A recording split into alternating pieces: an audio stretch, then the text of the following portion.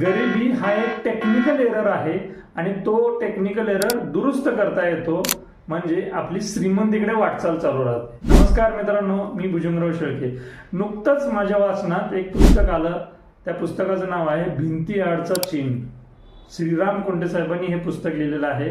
अतिशय सखोलात चीननं स्वतःच्या देशाची प्रगती किती झपाट्याने केली आणि त्याची पायमुळं कशी आहेत, काय आहे, त्या देशाबद्दलची तंबूत माहिती त्या पुस्तकामध्ये सांगण्याचा त्यांनी प्रयत्न केला। अतिशय भारी पुस्तक, मला खूप आवडलं।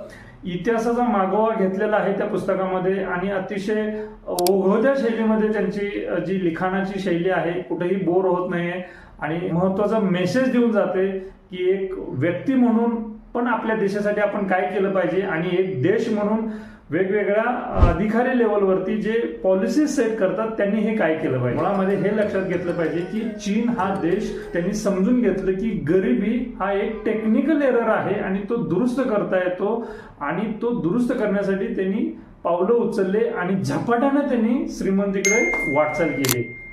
आपल्या देशात काय होते पहा मित्रांनो, आपल्या देशात गरीब असणं हा नशिबाशी जोडला गेला जातो आणि नशीब तुमचं खराब आहे तुम्ही म्हणून तुम्हाला तसेच दिवस येत आहेत असं कुठंतरी एक नशिबाशी जोडलं गेलं आहे। त्यामुळं आपण कुठं पेटून उठत नाहीये या गरिबीवरती मात करण्यासाठी।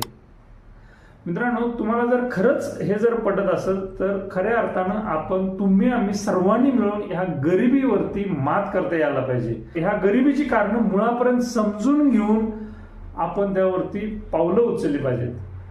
पटत असेल तर नक्की कमेंट करा, काय सूचना असतील तर नक्की सांगा।